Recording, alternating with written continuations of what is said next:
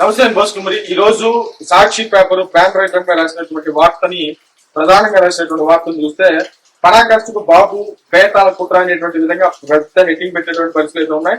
దానికి సంబంధించినటువంటి కార్టూన్ బొమ్మలను పెట్టి చేతిలో ఒక కత్తి పెట్టినటువంటి బాట్లను ఒక చేతిలో ఒక డబ్బులు పెట్టినటువంటి పరిస్థితులు ఉన్నాయి. వెనకాల పోలీసులను పెట్టినటువంటి ఒక కార్టూన్ బొమ్మ చూడవచ్చు, మీరు కార్టూన్ బొమ్మ పెట్టారు. అదే విధంగా మిథున్ రెడ్డి అరెస్ట్ చేసింది, అక్రమంగా అరెస్ట్ చేసినటువంటి విధంగా సాక్షి పేపర్ అయితే పెద్ద ఎత్తున ప్రొజెక్ట్ చేసేటువంటి ప్రయత్నం చేసింది. మరి మద్యం అక్రమ కేసులో చంద్రబాబు ప్రభుత్వం ప్రత్యేకించింది. వైఎస్ఆర్సీపీ ఎంపీ మిథున్ రెడ్డికి అక్రమ అరెస్టు. మద్యం మాఫియా మూల విరాట్ చంద్రబాబే. మద్యం మాఫియా మూల విరాట్ చంద్రబాబే 2014-2019 మధ్య యథేచ్ఛగా దోపిడీ. మరి ఏం చేశారు? 2014-2019 యథేచ్ఛగా దోపిడీ చేస్తే 2019-2024 మధ్యలో చంద్రబాబు నాయుడు గారిని ఆ మద్యం కేసులో కాకుండా మరి స్కిల్ డెవలప్మెంట్ కి సంబంధించినటువంటి ఇంకో కేసులో ఆయన అరెస్ట్ చేసి దానికి సంబంధించి సాక్ష్యాలు ప్రవేశపెట్టకపోవడంతో కోర్టు దాన్ని కొట్టేసినటువంటి పరిస్థితి. అంటే ఆయన బెయిల్ ఇచ్చేసి ఆయన బయటకు పంపించినటువంటి పరిస్థితి అందరికి తెలుసు కదా. మరి మద్యం కుంభకోణం జరిగితే మరి 2019-2024 సంబంధించి మద్యం కుంభకోణం అని చెప్పి అది చంద్రబాబు నాయుడు గారు, లోకేష్ గారు, పవన్ కళ్యాణ్ గారు మరి కాళ్ళకి బలపం కట్టుకుని ప్రజల్లోకి వెళ్ళి మరీ విపరీతంగా ప్రొజెక్ట్ చేస్తూ ఉంటే చంద్రబాబు నాయుడు గారు మద్యం కుంభకోణం 2014-2019 చేసినటువంటి విధంగా ఎందుకు ప్రస్తావించలేదు, ఎందుకు ప్రజలు చెప్పేటువంటి ప్రయత్నం చేయలేదు? మద్యం కుంభకోణం చేసిన ఆయన విధంగా దీన్ని ప్రతిపక్షంలో కంటే విపక్షంలోకి వచ్చిన తర్వాత దాన్ని రివర్స్ లో వేసేటువంటి ప్రయత్నం చేయడం ప్రజలు ఎంతవరకు నమ్ముతారనే విషయాన్ని ఒకసారి ఆత్మపరిశీలన చేసుకోవాల్సిన అవసరం అయితే కంపల్సరీ ఉంది. ఆంధ్రప్రదేశ్ లో మద్యం కుంభకోణం జరిగింది వైసీపీ పార్టీ హయాంలో, జగన్మోహన్ రెడ్డి గారి హయాంలో అనేటువంటి విషయాన్ని ప్రతి ఒక్కరు కూడా ఆంధ్రప్రదేశ్ కి సంబంధించిన ప్రతి ఒక్కరు కూడా నమ్ముతున్నటువంటి పరిస్థితులు అయితే ఉన్నాయి. వైకాపాకి సంబంధించినటువంటి చాలా మంది కూడా ఈ విషయాన్ని ప్రస్తావించినటువంటి పరిస్థితులు అయితే ఉన్నాయి. కాకపోతే వాళ్ళు పైకి చెప్పలేరు కానీ నిగూఢంగా ప్రస్తావించేటువంటి పరిస్థితులు ఉంటాయి. ఆంధ్రప్రదేశ్ లో మద్యం కుంభకోణం జరగలేదు అనేది మాత్రం ఎవరు నమ్మలేదు.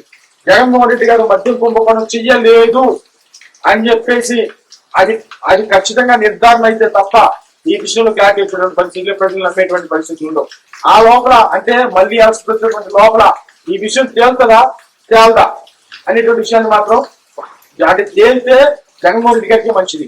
ఈ కేసు ఇంకా ముందుకు వెళ్ళి మద్యం కుంభకోణం జరగలేదని చెప్పేసి చెప్తే జగన్మోహన్ రెడ్డి గారికి మంచిదే. విచారణ జరగటం జగన్మోహన్ రెడ్డి గారికి మంచిదే. విచారణ జరగకపోతే ఆల్రెడీ ప్రజలు మద్య కుంభకోణం జరిగిందని నమ్మారు, గట్టిగా నమ్ముతున్నారు. కానీ దాన్ని డైవర్ట్ చేసేటువంటి ప్రయత్నంలో భాగంగా చంద్రబాబు 2014-2019 మద్య కుంభకోణం చేసేటువంటి విధంగా ప్రొజెక్ట్ చేయడం వల్ల వచ్చేటువంటి ప్రయోజనం అయితే మాత్రం ఖచ్చితంగా శూన్యం. కాబట్టి ఎందుకు దారి లేక ఈ విధానాన్ని ఎంచుకున్నారా? చంద్రబాబు మద్యం కుంభకోణం చేసేటువంటి విధంగా ప్రొజెక్ట్ చేస్తే ఒక రకంగా చెప్పాలంటే ప్రజల్లో ఇంకా చులకన అవుతుంది తప్ప, ఇంకా నమ్మకాన్ని పోగొట్టుకోవడం తప్ప వేరే విధానం ఉండదు అనేది నిపుణులు సైతం ఇప్పటికీ అభిప్రాయపడుతున్నటువంటి పరిస్థితులు ఉన్నాయి. చాలా మంది ప్రస్తావిస్తారు. ఇకపోతే ఖజానాకు గండి అస్మదీయులకు దోచి పెట్టి 25,000 కోట్ల నుంచి అక్రమాలు. ఎవరు 25,000 కోట్ల నుంచి అక్రమాలు? మద్యము తాగుతారని చెప్పేసి దాని మీద మరి అప్పు తీసుకొచ్చినటువంటి పరిస్థితులు ఏంటి? అసలు కొత్త బ్రాండ్లు ఎక్కడి నుంచి వచ్చాయి, ఎందుకు వచ్చాయి? అసలు మద్యం పాలసీ అనేది ఎందుకు వచ్చింది? మామూలుగా జరుగుతున్నటువంటి మద్యాన్ని నేను రద్దు చేస్తాను, అసలు జట్ల వారిగా తీసేస్తానని చెప్పి అసలు కొత్త మద్యం ఎందుకు వచ్చింది? దాన్ని వెచ్చలబెట్టి కింద అమ్మారు, డబుల్ రేట్ డిస్ట్రిబ్యూటర్ కింద అమ్మారు, అర్థం కావట్లేదు ఇక్కడ. ఇది ప్రధానమైనటువంటి విషయం. మరి దీన్ని 20 ఖజానాకు గండి కొట్టి అస్మదీయులకు దోచిపెట్టి 25,000 కోట్ల నుంచి అక్రమాలు అనేటువంటి విధంగా ఎవరు చేశారు? 25,000 కోట్లు. మరి ఏం చేశారు 2019-2024 మధ్యలో ఏం చేశారు జగన్మోహన్ రెడ్డి గారు? మరి సిఐడి కేసులో ఇప్పటికీ బెయిల్ పైన చంద్రబాబు, సిఐడి కేసులో ఇప్పటికీ బెయిల్ పైన చంద్రబాబు, సన్నిహితుల అక్కడ టీడీపీకి సంబంధించినటువంటి శ్రేణులు కానీ నాయకులు కానీ ఇప్పటికీ కూడా మామూలుగా ఆయనకి స్కిల్ డెవలప్మెంట్ కి సంబంధించిన కేసులు రాయిస్తే అలాంటి కేసులు ఇవ్వాలనేటువంటి విధంగా ఇప్పటికీ తేల్చి చెప్పేశారు. ఆయన మీద ఉన్నటువంటి కేసులు ఏంటి అనేటువంటి విషయాన్ని బయట పెట్టేటువంటి ప్రయత్నం ఇప్పుడు కూడా చేయలేదు.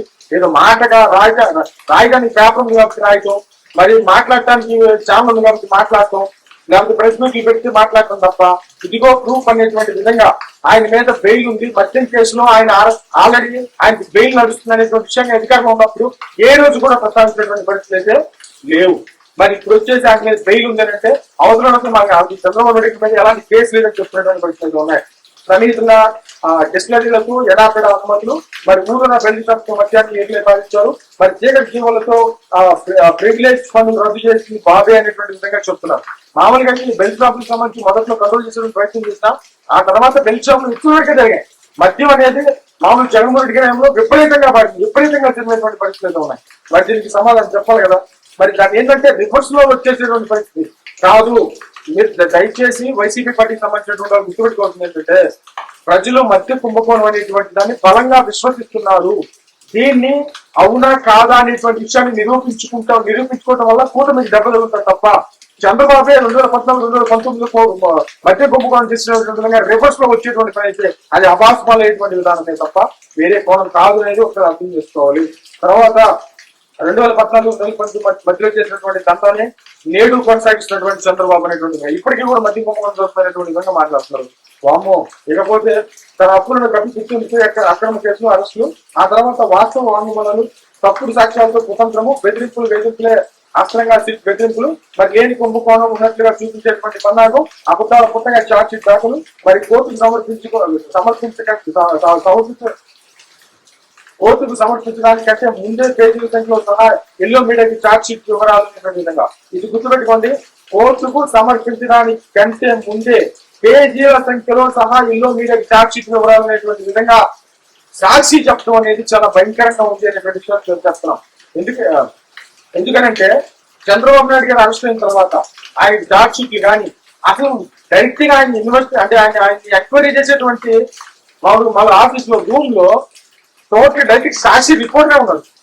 మినిట్ టు మినిట్ సెల్ ద్వారా అప్డేట్లు పంపిస్తున్నటువంటి పరిస్థితి ఉంది. మరి మన వయంలో మనం చేసింది ఏంటి?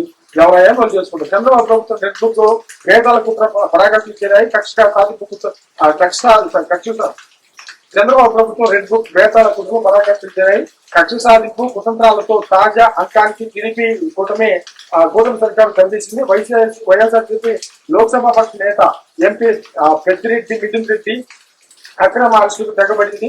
ఎన్నికల మేనిఫెస్టోలో అమలు చేయలేనటువంటి తన వైఫల్యాన్ని నుంచి ప్రజల దృష్టిని మళ్లించేందుకు డైవర్షన్ రాజకీయాలకు మరింత పదులు పెట్టింది. మరి అసలు మద్యం విధానం ముసుగులో దోపిడీకి బ్రాండ్ అంబాసిడర్ బాబు అనేది బహిరంగ రహస్యం అనేటువంటి విధంగా 2014, 2019 టీడీపీ కొనసాగినటువంటి మద్యం దోపిడీ కేసులో ప్రధాన నిందితుడు ఆయన ఏకంగా 2025 వేల కోట్ల అవినీతికి పాల్పడాలని చెప్పేసి సిఐడి దర్యాప్తులో నిగ్గుతేలడం నికాసైనటువంటి నిజం. మరి సిఐడి ఎఫ్ఐఆర్ కూడా దాఖలు చేసినటువంటి ఆ కేసు చంద్రబాబు బెయిల్పై బయట ఉన్నారు. మరి ఇక 2024 అధికారంలోకి వచ్చినప్పటి నుంచి మరి గత రికార్డులను మరి తిరగ రాస్తూ మరింత భారీ దోపిడీ తెగబట్టడం ప్రస్తుతం నడుస్తున్నటువంటి కూటమి ప్రభుత్వం అవినీతి చరిత్ర అనేటువంటి విధంగా సాక్షి ప్రస్తావించడం అనేది ఎక్కడా కూడా పెద్దగా నమ్మేటువంటి పరిస్థితి అయితే కనిపించట్లేదు అనే విధంగా చాలా మంది మాట్లాడుతున్నారు. దీన్నే బ్యాన్ ఐటమ్ చేసుకొని మొత్తంగా రాసినటువంటి పరిస్థితులు అయితే ఉన్నాయి.